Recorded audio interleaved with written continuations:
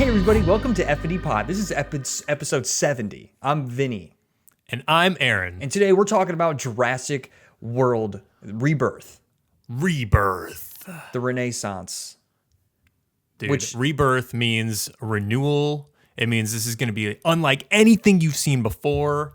Okay? All new everything. It's going to be new. You're going to Starting see over. You're going to see well, I don't want to get too let's not jump too far into it. Let's not. All right, so Aaron, what's this film even about? Do you have like a short little sort of synopsis written up so that people who may not have no idea, people who've been living under a rock?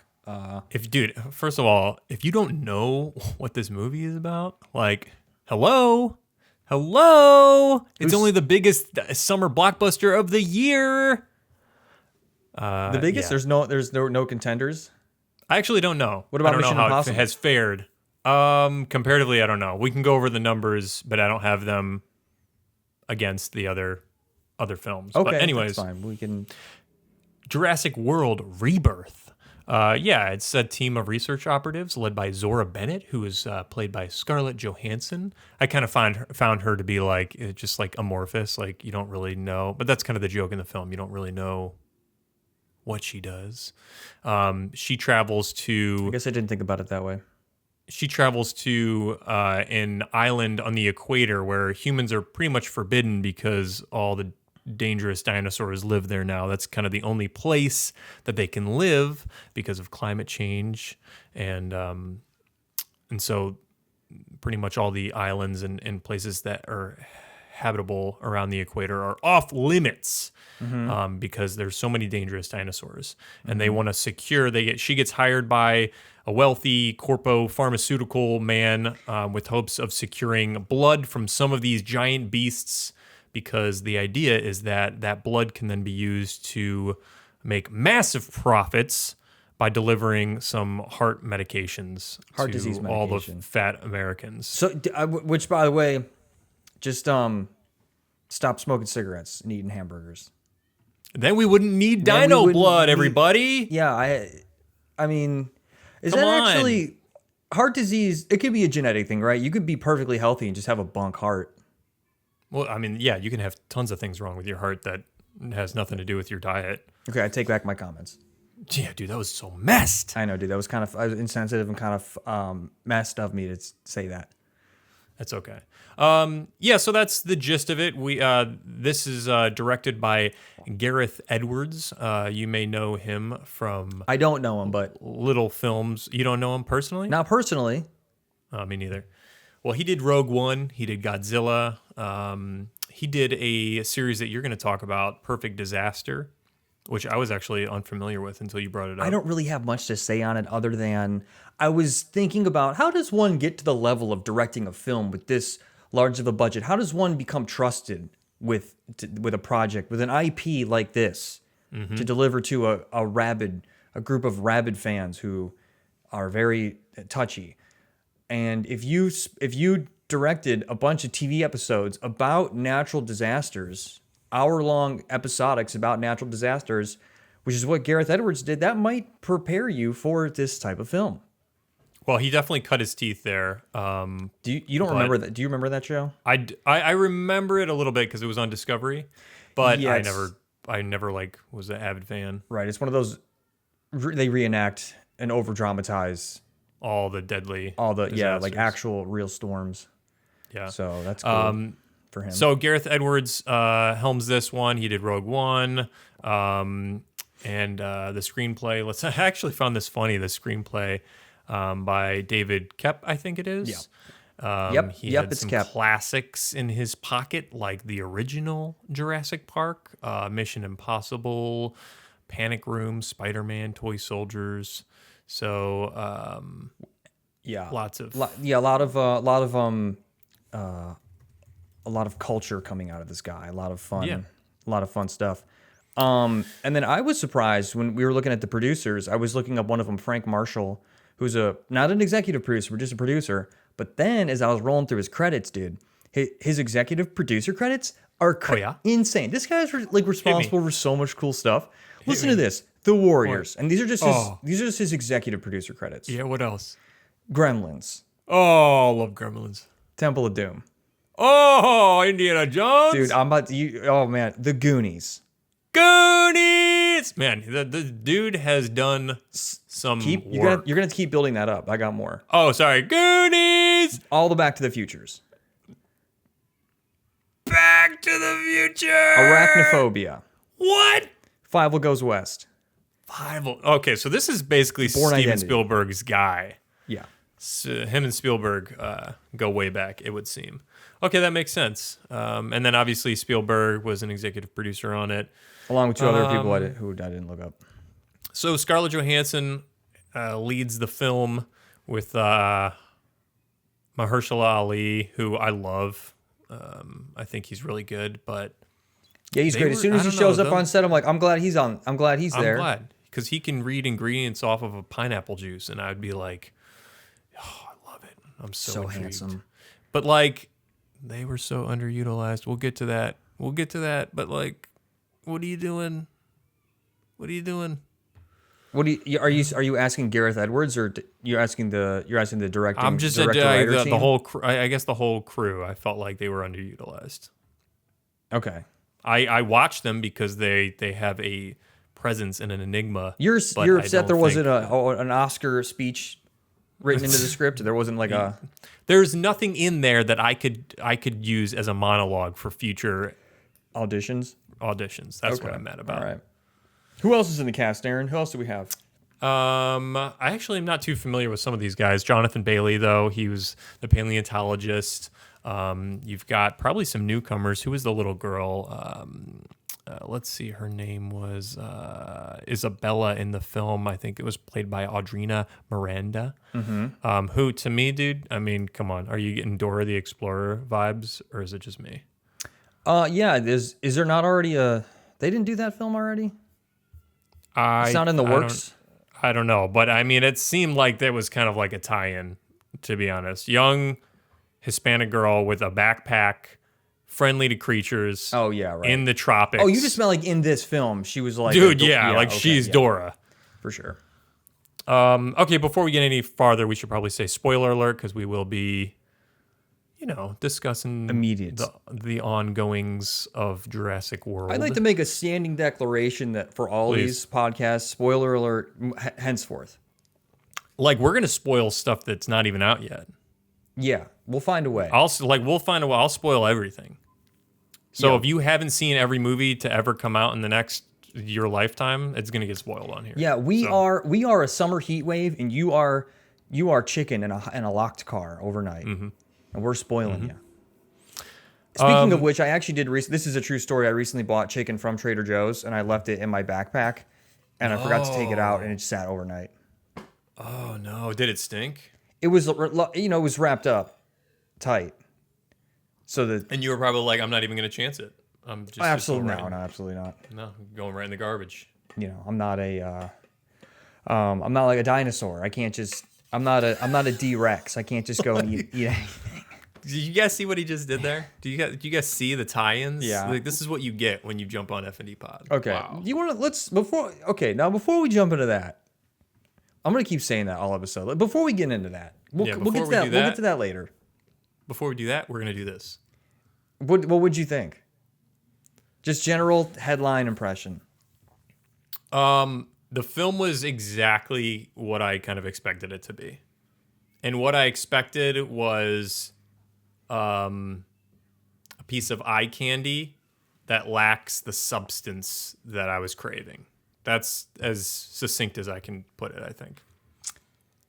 Okay, yeah. Like I knew with Gareth Edwards and, the team in general behind it, I knew that, you're going to get some pretty nice VFX shots, some cool locales, some nice visuals, but overall, I wasn't expecting anything from the story to blow me away. I wasn't expecting to be invested in the characters, and that's what I got. How about you? Yeah, I think similarly. I just was expecting it to be an action film, and it was. I was expecting action, a couple thrills, maybe a laugh or two. What else was it? That's it, really. Yeah, action. That's not a tall order. Action. I mean, come on, Hollywood. A couple moments of suspense, a couple attempts at laughs, which I did actually against my almost against my will. I laughed at a couple parts. You were like, oh. Yeah, when the boyfriend goes to take a whiz in the woods, and then there's a dinosaur attack, and then he just goes back to peeing. I was like, I don't want to laugh. I was like, okay, it's all right. And then and then at the very end, when what's his name, the Rupert Friend's character, Martin Krebs, the pharmaceutical company rep, when the D-Rex eats him and the suitcase drops and his hand's still clenching onto it, I was like, okay, I like that. Was there a joke there? No, but it was funny to me. Yeah, it was just a funny visual. Okay. It's a funny visual of a severed arm clutching, He still got it. Yeah. My money! My money. Yeah, so we're on the same page about... So if we can, before I noticed before we go into that. All right, okay. I want to talk about my theater experience really quick. Okay. Because yours was probably different. I feel like you saw it midday. How was it? Was it pretty empty? Yeah, there was a total of about 5 of us in the theater. Dude, all right. Mine was packed, which was crazy because I go on Monday nights for this deal, and there's usually not many people there. But it was very full, and it was the most obnoxious people.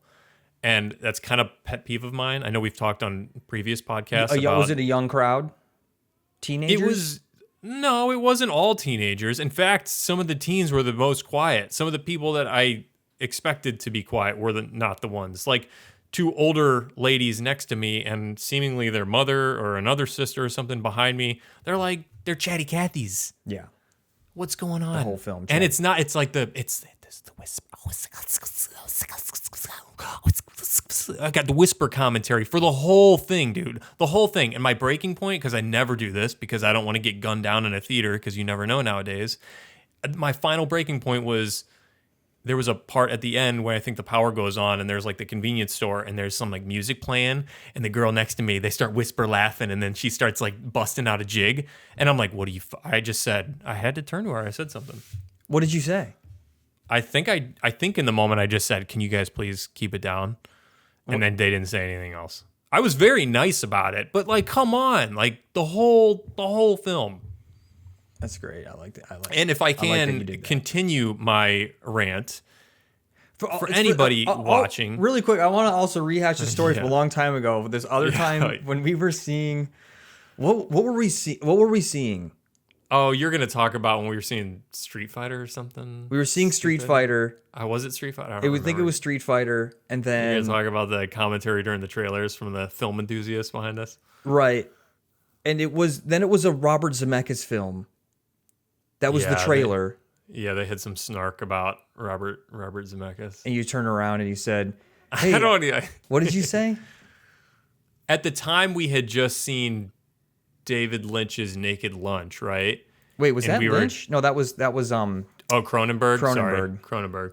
We'd just seen Cronenberg's Naked Lunch, and we were just like super unenthused by it. I actually want to rewatch that because I might have very different opinions on it.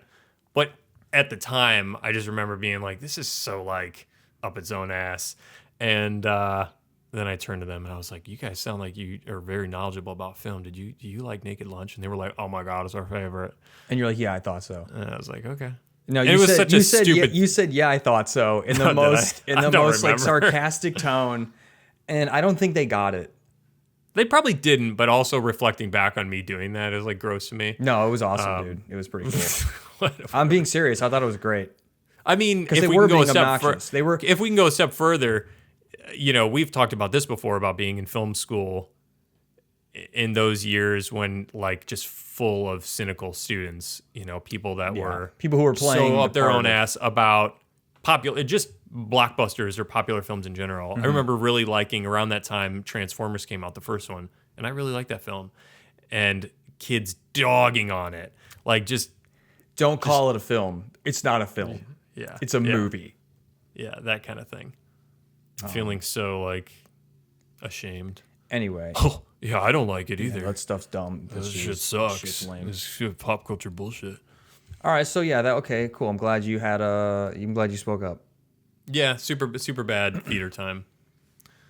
Okay, But it's okay. So yeah, PSA to anybody out there. There's a reason that the place you're going to watch the movie, the screen is all encompassing. The music and the sound is all around you. They dim the lights. You're not in your living room. Okay, this isn't. It's supposed to draw you in. It's not 2020. It's not COVID. You're not in your house. Let's readjust. It's been 5 years. You readjust. Then how can I imagine that I'm hand in hand with Scarlett Johansson traipsing through the jungle, About to admiring shoot a needle into beautiful prehistoric dinosaurs that are living and breathing and about to mate right in front of us? Oh, on the theater experience, I kind of, that's a missed opportunity. Yeah. See what that dinosaur peen looked like. It's dumb. It's so stupid. I couldn't help but feel like the whole film, I kept feeling like, whoa, this is going to be a fun Universal ride. Ooh, will they reenact this part in the Universal ride? I think that's because they've got you. Universal has hooked you. What do you mean? Well, because their marketing scheme. Mm-hmm. So it's something I was going to get into later, but it might fit actually perfectly. Schemosaurus Rex. So I don't know who knows this, but Universal and probably other companies, like other parent companies that I'm not privy to, utilize this technique. And now I've even in the ad world, we're starting to utilize it. My boss has coined the symphony marketing term, but it's a tactic that the entertainment industry uses and Universal uses. It's like company-wide initiative that they use their whole portfolio of companies and services and everybody available to prioritize one key project. So in this case, they've done Wicked before, but in this case it was Jurassic World, and they're basically using every lever that they can pull to channel eyeballs to the movie release.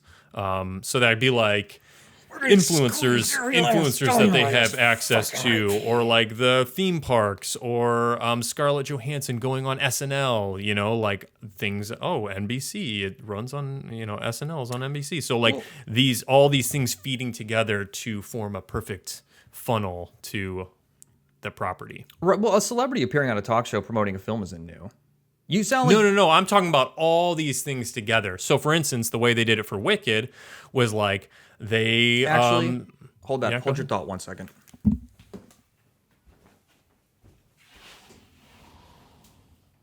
I just hate you can see right into my fucking closet. It's just been bothering me the whole time. That was eating you up. Yeah. Okay. But Scarlett Johansson going on a talk show is not a new thing to promote the show.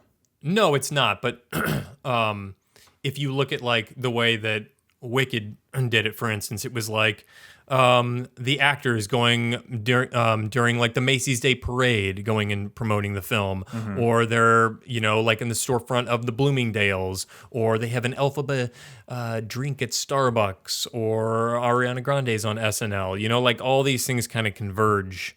All their partnerships converge into one big marketing trifecta. Right. So I'm sure there's more to that, but are you not understanding that that's the kind of that makes sense. Marketing play. Yeah.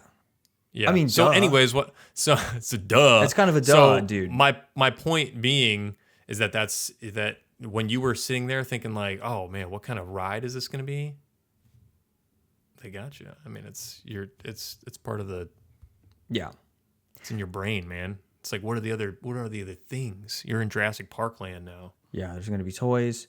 Yeah, rides. I think I read one comment.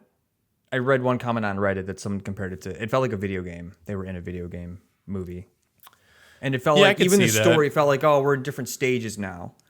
It's mm-hmm. all right, this is our site. But first, we have to collecting all the samples. Mm-hmm. It felt very side mission-y. Beep, beep, beep, beep, beep.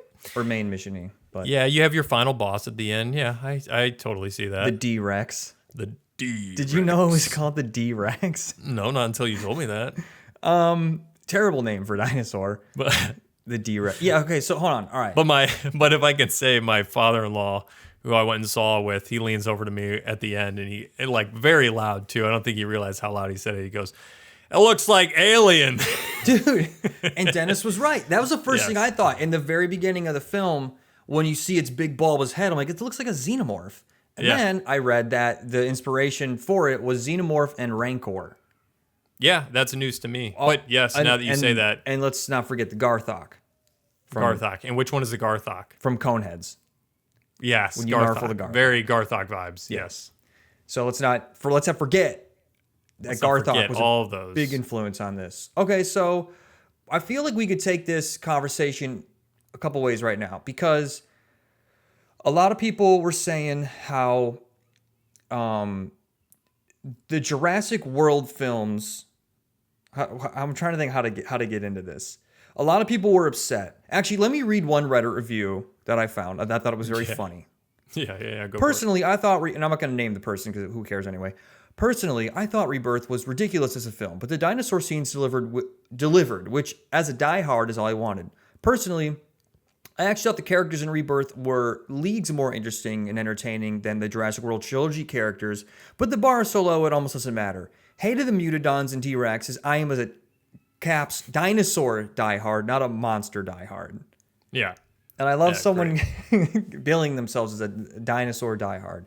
So Only real dinos. yeah, none of this mutant crap. None of this mutation. But that's sort of the whole point of the film, is that the people in the world of the film are bored with dinosaurs. So, you know, the people with the money got to be like, we got to get people back. How do we do this? So they push science. And we as the audiences are bored with dinosaurs. You know, what's going to get us back into the theater? Same old T-Rex, same old Velociraptor? No, the D-Rex, the Mutodons, whatever else. Yeah, in a perfect way, I think that Universal had a very meta take. There was a whole meta play on this film, in that they were trying to revitalize or keep alive this franchise that prints them money, all while it kind of mirrored the plot of the film, Right. as they were trying to, even as it says in the beginning, it says on a title card, "Oh, people are over dinosaurs. The interest has waned," which is crazy. But in nowadays, the content saturated world that we are in, it is not far fetched to think that after 10 years, people would just go back to their phones like, it's a Brontosaurus. Who gives a shit? No one gives a shit about a dinosaur. Yeah, if dinosaurs, are you saying if dinosaurs did exist in our world? Yeah, you do wonder if like they did exist just from today going on, like how long it would take for people to just become disinterested. Right. I like 5 months. I mean, because I think that tracks, because 5 years. have you ever seen like a new species get discovered? I mean, how long does that hold your interest? Are you a week later? Depends going what to it people is. I and mean, is it a bug? Is it another type of fruit fly? so what if it's a bug? What's wrong with a bug? That's not. You who never been cares? astounded by a brand new species you never seen before? If it's an insect? Sure. I mean, look, I've seen a couple frogs. I've seen a couple pictures of frogs I've never seen before that seem like creatures of myth. But And how long does it hold your attention? for fucking 5 seconds, and I go on to the next thing, and it's an ad asking me to donate money to 'cause Gaza. you have that- So, it doesn't hold, Your attention span has been zapped. which is terrible. All of us has. Hey, by the way, perfect in to say like and subscribe to FND Pod. Okay, make sure you favorite, scroll to all of our reels, give everything a watch. Now, thank you. Oh, and join the Discord, Yep. and I guess we'll have our Letterboxd handles. Letterboxd or personals or something. Yeah, we should probably do that. figure But it before we put that out, and if we're gonna do that on this episode, I need to go back and I think I need to review. I need to star my films. I'm one of those Letterboxd users that people like gripe about, where You don't. I just use it as a watch list, You like a don't. journal, and I don't rate them, and people are like, "What are you doing?" Oh, forget those people. Are you kidding me? If I don't want to rate a film, I'm not going to rate the film. Get off my case. Well, Live your life. Let me live mine. People actually gripe about that. Yeah, I think like I've seen posts of people saying Dumb. like, "Oh, there's two types of Letterboxd users." Oh, shut up. There's one type of user, and it's a Letterboxd user. They're all whatever. Okay, so also real quick, dude, if I can get on if we're talking about larger themes in the film, and Yeah, please. So this film, one of the things that, and honestly, the most unrealistic part of this film is not the D-Rex. It's that at the end, Scarlett Johansson goes, "Let's give it to everybody." Shut up. No, you're not. You're taking the money. You're taking the money. Can they take the money? Is there even an option? I guess she could go and deliver it to the pharmaceutical company that guy worked for. So yeah, right? hey, your boy's dead, but I got it. So I got it. So pay up. Triple the price, by the way. Oh, by the way, he agreed to pay my buddy double. And now, because I just lost a bunch of people, it's going to be triple and quadruple. We got to pay for their families for the funerals, and that's just expensive these days. So, sorry. So some of those lines are so cheesy. There's that one line in the beginning was like, he's like 10 with 6 zeros, and she's like, "Is the one of the zeros in the 10?" And he's like, "No." This is so corny. Yeah. But you know, it's always funny when a corporation, like a film like this, is trying to say like, oh, we're gonna open source it. Okay, Amblin. Okay, Jurassic World, who's owned by Universal, who's owned by Comcast, has shares, who's invested in by BlackRock, who also owns other pharmaceutical companies. Yeah.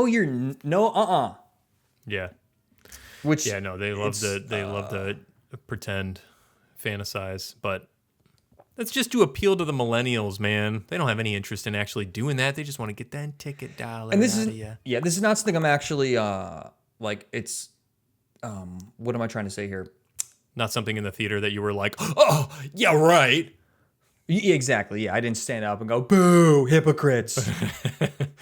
But okay, so on that theme though, there was this very I thought it was probably not very well played or thought out, but there was this dynamic of like private capitalization, corporate greed versus socialism or something, like a wealth share, of discoveries. And they touched on it, I think, at the very beginning and the very end, and that was about it. Yeah, they sprinkled. There was like a couple moments throughout I forget when, but it seemed shoehorned in where he just goes, "Hey, do you ever think about like we just give it to everybody?" And she's like, "Am I gonna make money that way?" Yeah, They just kind of. That was it. There was a lot in this film. Even the family and the character, like the boyfriend character. There's that scene where they're sitting around the campfire, and the dad's like, "She sees you for who you are," and he says, "Thank God she doesn't." I'm like, what is possibly wrong with you? Like, do you have? Yeah. Are you? But they never explore it. Yeah. They never explore it. He's just written as just like a lazy dude. Yeah. Who has low self-esteem but ends up being heroic, but it's never exploded. I wasn't sure if we hate you, now we love him, then we hate him, then we love him. Just die already. He could have got eaten. He would have been better. It would have been better if he actually gave his life. Yeah. Well, can we talk about the family also? Because it felt like a totally different film. In fact, when they cut to them, I was waiting for, okay, what's the tie-in here? And was thoroughly not confused, but just like it just didn't make sense to me that they were such a huge part of the film, but felt so detached and so meaningless from the objective of the other group. You know? Aaron, it's because as the audience, we have to live vicariously through. We're not well-trained military mercenaries with backgrounds in war. We didn't lose a friend to a car bomb in Yemen, as Scarlett Johansson. Never comes up again. Yeah. Talked about once, never mentioned again. Never part of her character arc. Nothing. I even remembered that. Yep. We're not these people. We're more like the family. So for us to be drawn into the film, we have to live vicariously through more relatable characters. Yes, is my theory. And who do you relate to? The little girl? No, I relate to the little dinosaur friend she carries. Dolores. I relate to Dolores. Oh, man. When you saw the movie and you thought theme park rides, I saw dollar signs, baby, because we got a new stuffed animal on our hands. Dude, hell yeah. Oh, my gosh. Dolores, fanfare, gone wild. It's funny, too. I don't know when it started. Maybe it was Baby Yoda. Maybe it was way before that. But there was a certain point when I would see something and I would be like, I could tell immediately what that's for.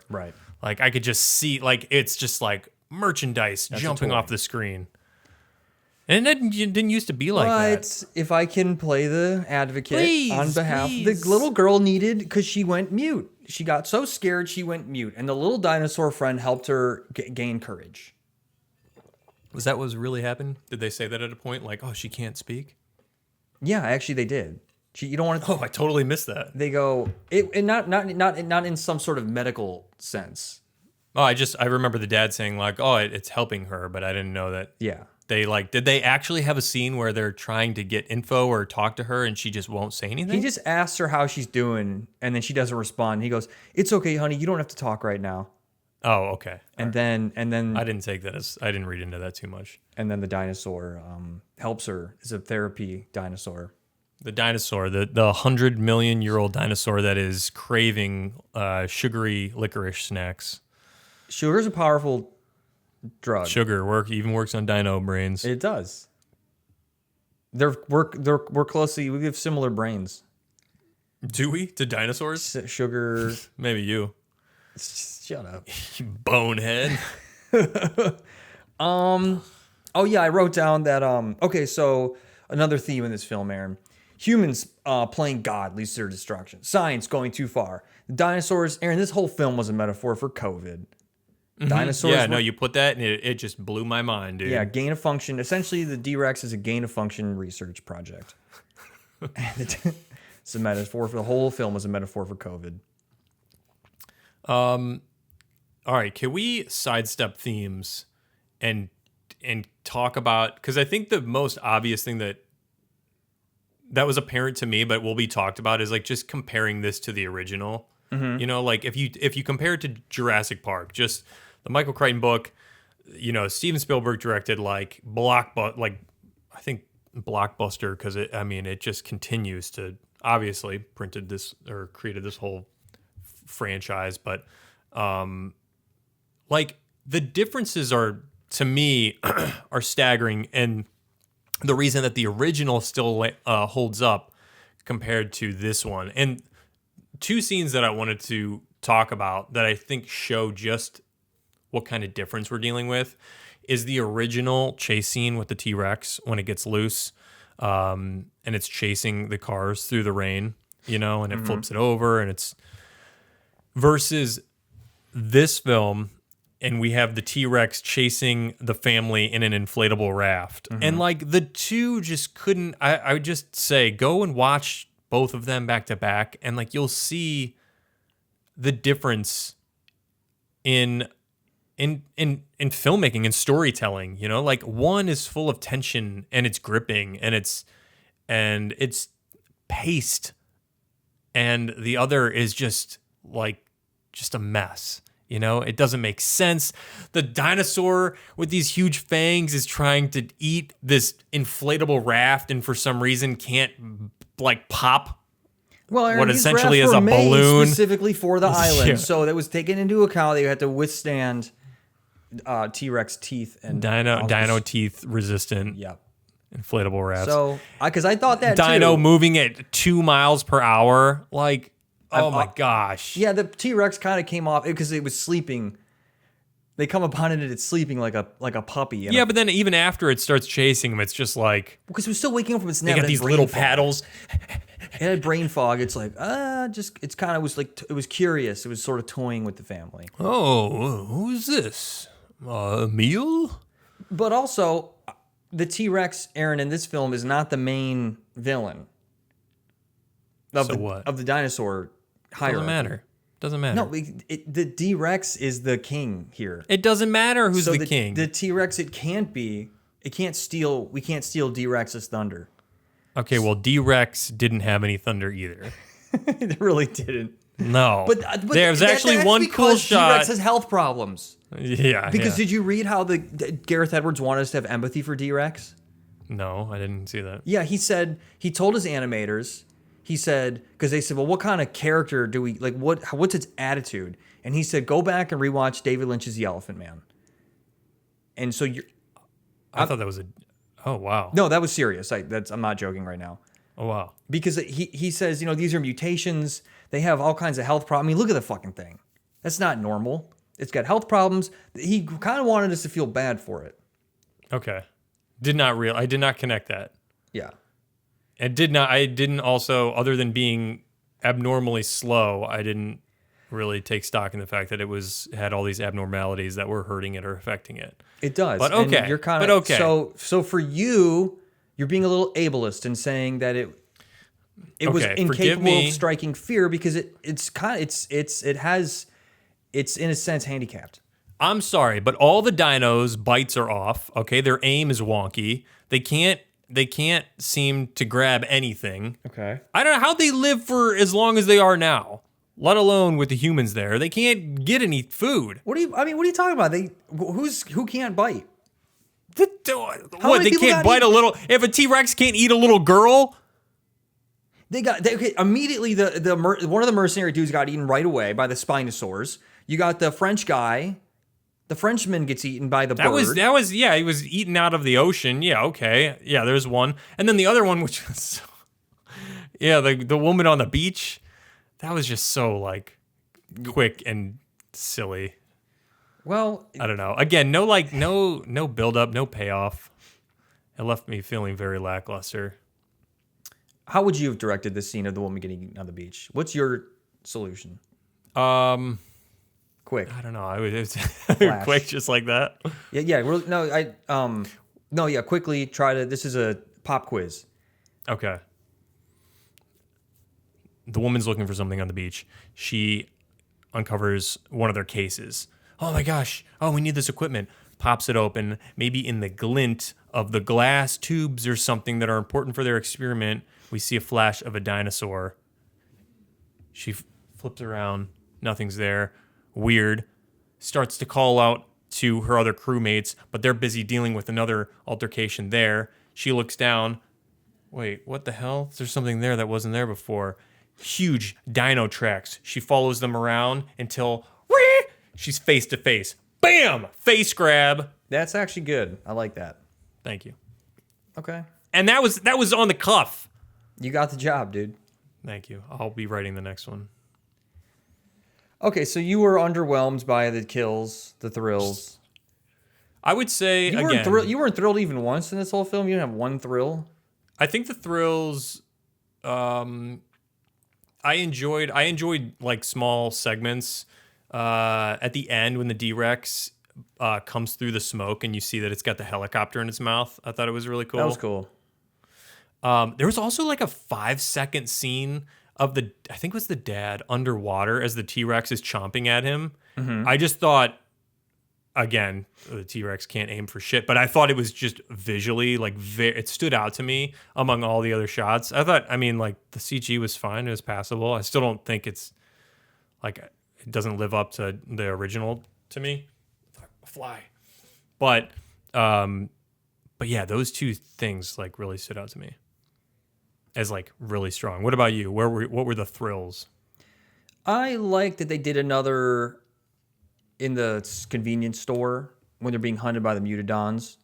Oh yeah, you just like rehashes. And the little girl goes in the into the cold case. Mm-hmm. And the mutadon get a cold one. And the mutadon can't find her. Why did they not open up that? She didn't open up the case and she's sipping on like a Mountain Dew Code Red. Like, come on, marketing. Yeah, there's definitely a missed opportunity there. What else? Okay, there was that scene. There was hold on. Yeah, so you weren't really thrilled. No, okay, well when there's that moment where they're trapped, they're in a rock and a hard place. There's the gate is up. The mutadon's behind them. The little girl has to slip out. She opens the gate. D-Rex is right there. Oh snap! But then here comes pharmaceutical rep who's gonna try to get away by himself. He comes careening down in the car. D-Rex goes, "Oh, what's this? What's this guy?" So then he gets distracted. They put the gate back up. Mutadon's trapped, and I'm like, "Whoa!" They got out of it. Couldn't believe it. Yep, you were thrilled. You were like, "Yeah, I didn't know how they were gonna get out of it." Yeah. Well, also we just got to give credit to the little girl who just I don't know. Dolores must have worked wonders because she becomes the bravest little girl ever, able to work a power automated lift and everything. She just was a superstar. So whatever. Didn't make sense. I mean, come on. Vin, if you were about to design the rides or the new Jurassic World theme park, what kind of things would you implement? Well, I would add a K to the end of Jurassic, so it's Jurassic World, and the whole thing would be a skate park, dude. Oh, big skate I park! have a dino-themed skate park. Mm-hmm. You imagine grinding down the neck of a brontosaurus. Oh, Imagine. actually, is that a Tony Hawk level? It should have been. I don't know. Yeah, now I'm thinking maybe they had one. Imagine you go up the half pipe, and you do Christ air, and then you grind on a what's one of the flying ones? Like a pterodactyl? Like a pterodactyl, and you grind on a pterodactyl. They grind right across the wingspan. Mm-hmm. It's a 60-foot wingspan. Oh, Okay. Imagine grinding on. It's just grinding on stuff. Imagine grinding on the teeth of a T-Rex yeah. and chipping Bumpy. its teeth out and collecting the teeth. Yeah, I could see it, man. I could see it. I think you got something on there. Jurassic World. Mm-hmm. Nightly shows. Punk music only. With Jurassic themed punk bands like the Do you have a name for him?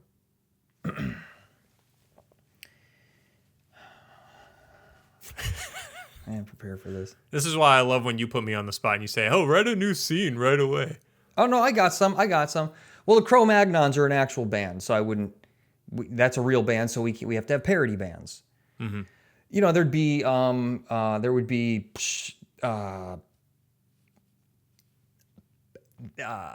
Dino Tones. There would be What? Oh, go ahead. Oh no, you got more? Give me a second here. The Dino Tones. There would be the Bone Collectors. The Amber, encased in amber, is. I think it could work. Actually, that works. Is a good name for that'd be like a metalcore band. Yeah. And on the theme of D-Rex's mutations, what would your mutation be if you were a dinosaur? If I was creating a dinosaur for myself, if I had all the tools, I would create a Utilitaurus. And Utilitaurus is, as the name suggests, it's made specifically for utilities. It'd be a tool.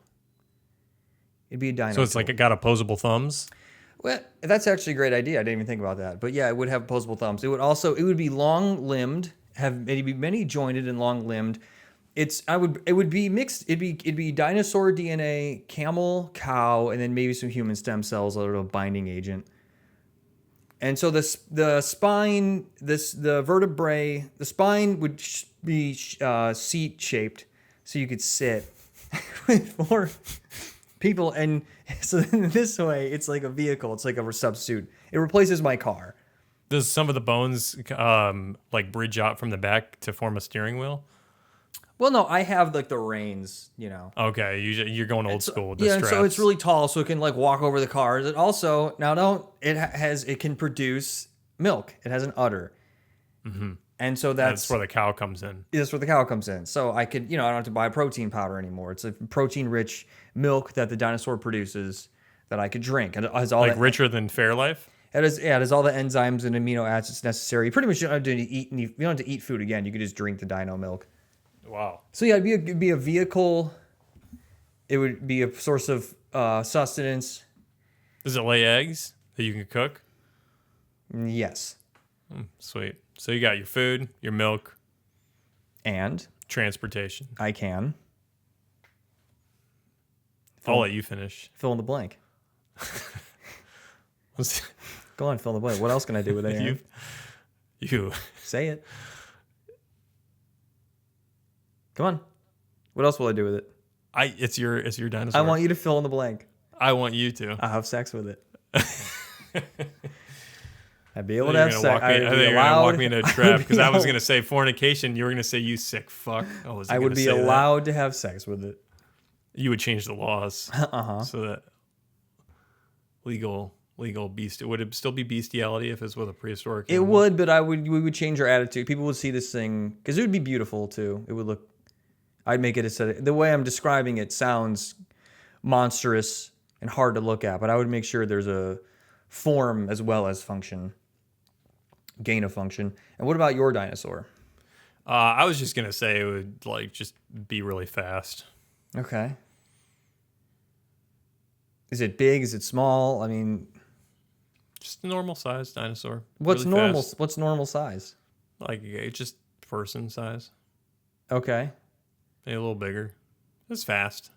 I was watching a video about someone did a YouTube video about all the mutated dinosaurs, and they were given the height and weight of the dinosaur. And I'm thinking, how do you know? You just made that up. We took Chris Pratt and then we extrapolated how big the dino was and used AI algorithm How do you to think? determine How much do you think the mutodons weigh? which one's the mutodon. That's the one hunting them in the grocery store. Those are the velociraptors with wings. How much does a mutodon weigh? Okay. 400 pounds? 500 pounds. You were close. Oh, shit. Around Oh, five. yeah, because you got the... Okay, this is what they estimated? This is what, not estimated, Okay. this is what is fact. Okay, hit me with the rest. Oh, that's I forget how much the D-Rex weighed. The D-Rex had to have been just on the tons, right? I think like it was so a many a tons. measurement in tons. Yeah. All right. I feel good about that. Yeah. Well, for anybody listening who didn't care to get this spoiled and hasn't seen the film, what do you say to them? Should they go to the theater? I would say catch a matinee. Yeah. I would say don't. A lot of theaters offer prime viewing experiences, upgrades to the theater. You don't need to do that unless you need to be able to put your feet up. Like a health reason? Yeah, if you have poor circulation, then maybe you'll need to. Yeah, And get in that the case, extra maybe fancy seats. And hopefully for you, there'll be a scientific breakthrough that this film We can get some of that dino blood. theorizes on. Yeah. Yeah, would I suggest someone go see this in the theaters? Yes, only to keep the theater experience alive.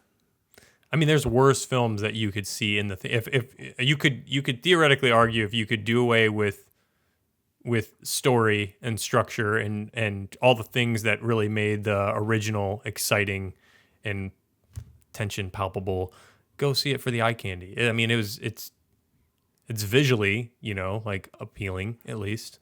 Yeah, I mean, look, I was as much crap as I'm seemingly talking. I did like it. I enjoyed it throughout. There were moments, Aaron, where I was on the edge of my seat, wondering how they're going to get out of this one. Okay, and I'm not afraid to say that, because you honestly, bro, you're kind of becoming the film school kids that we used to rip on. Hey, did you like Naked Lunch? You enjoyed this? Did you like Naked Lunch, dog? Yeah, you enjoyed this? Yeah, I did. Wow. Yeah. Okay. You live long enough to become the D-Rex. Oh, good thing you went and saw that, so all the Universal executives can feed their children. Okay, well, the grip had a job, and so did the best boy and the sound person. Can we actually give it up for the crew who probably schlepped it through tropical jungles to... Actually, what am I saying? For all I know, they shot... they had to have shoot some of it on location. There's some of this shot on location. Maybe. Some of it did strike me as like, oh, they used the volume for this, which for anybody who doesn't know is like a new age like set where they have like a huge LED wall that projects actual video that moves around with the camera, so you can pretty much go anywhere. And then they do practical builds. Like maybe I'm just saying, I don't know, but maybe they did do some practical jungle pieces. I'm sure. And then they did the volume. I think I feel like they probably did, but there had to been some of the stuff that they were on an island for. I was also wondering what scenes used puppets. I couldn't tell what was. Did they use puppets? Because I didn't think they did. I Googled it, and Google said yes, puppets were used, but I couldn't tell you when. Yeah, me neither. They put the Rock inside a D-Rex costume. Oh. They had the Rock standing on the shoulders of the guy who played the Mountain in Game of Thrones. Mm-hmm. And they were like together in it, like moving it around. That's breaking here. You're Yeah, only going I'm to pretty hear actually that sure. kind of info. Yeah, T-Rex's credit is Dwayne The Rock Johnson and the guy from Game of Thrones. Mountain. That's how it says it. Yeah, Guy from Game of Thrones. Okay. Not his real name. Yeah, well, you just broke that info right here, so. You're welcome. Aaron, what do you say about, sum up your feelings on this film to the people listening? I say if you're aware of the film and you're like, I could take it or leave it, and there's a theater that's got a really good deal and you don't got nothing going on, heck yeah, go and catch it. Just turn your brain off, go and enjoy some dinosaur kills. Dude, but I can't. Sorry, go ahead. I can't say much more than that. I mean, yeah, dude, for a solid 2 hours, I forgot that I'm unemployed. That's actually all the escape you need. That's a win. That's a win, dude. That's a huge dub. Yeah.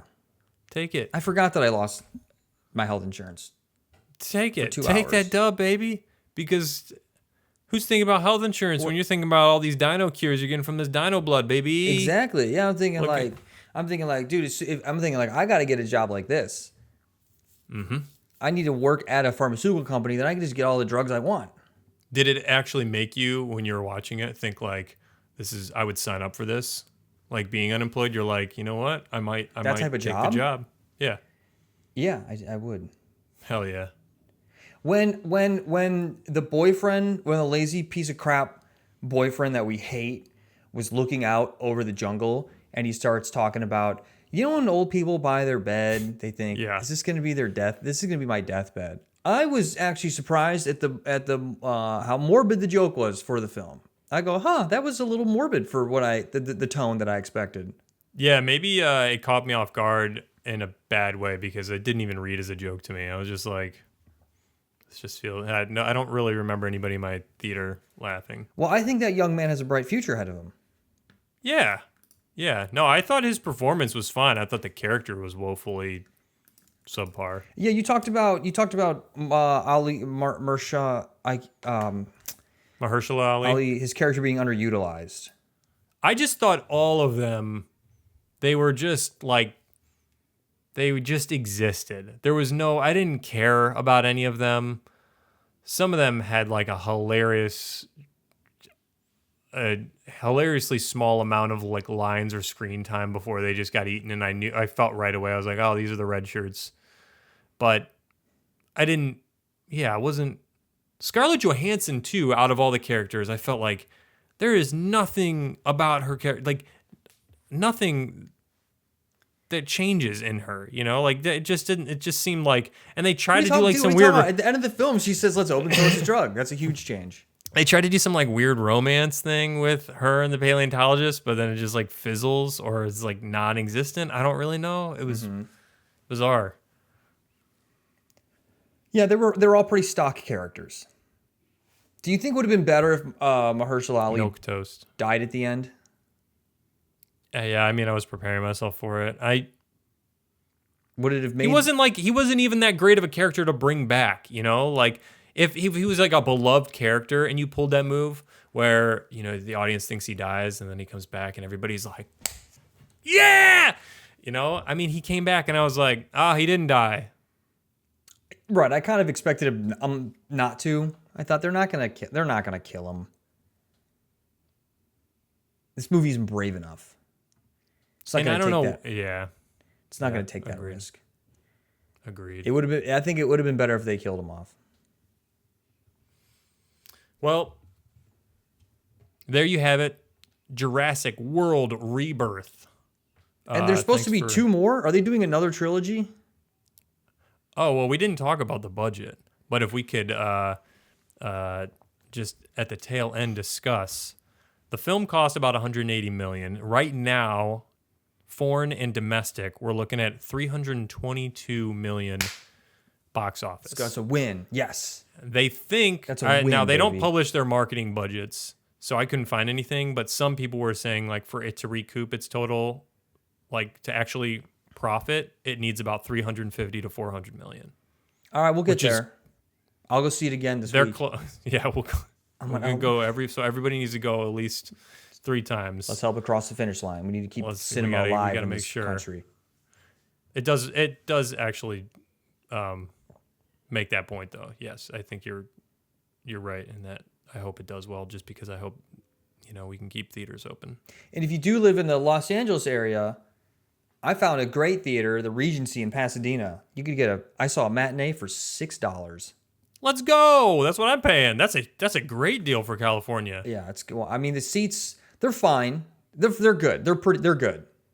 Yeah, that's fine. They're not you're not sitting back, you're not getting no one's delivering you a burger, which I don't know if we've ever had that conversation on here, but the Alamo Drafthouse model of having a whole drippy bacon cheeseburger delivered to you mid-film is not my idea of a good time.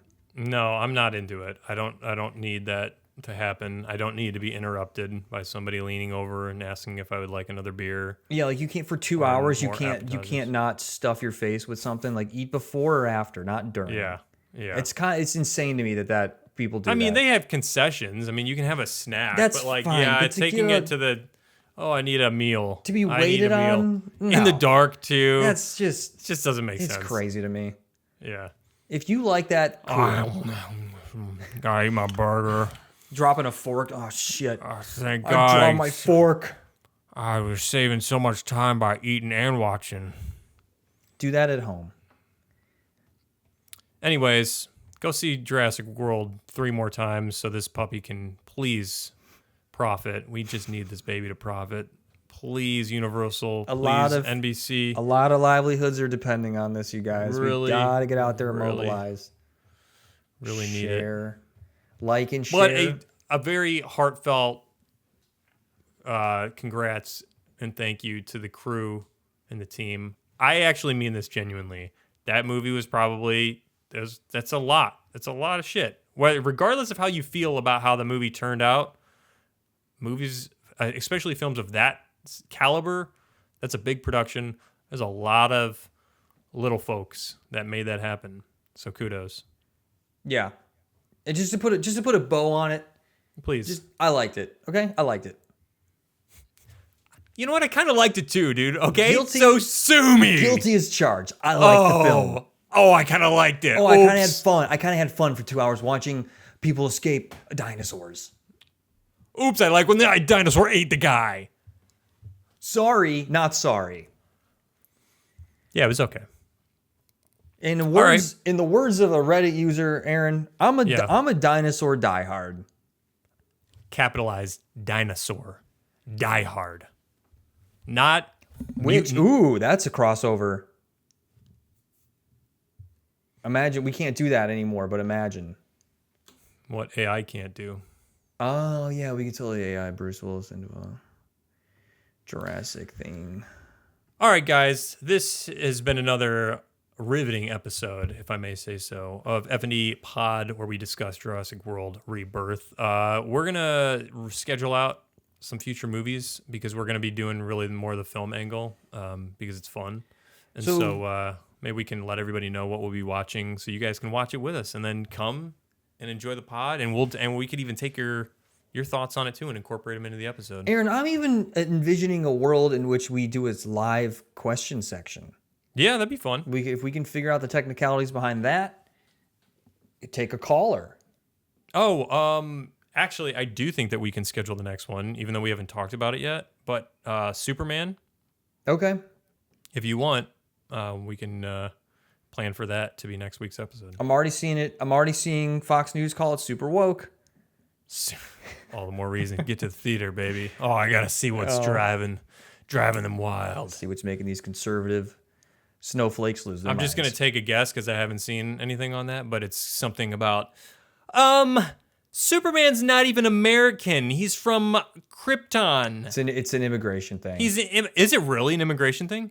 Yeah, that's what I was. No! Oh, fucking kill me. All right, sorry. All right, hey everyone, thanks again for joining. We'll see you next week. Bye. Bye.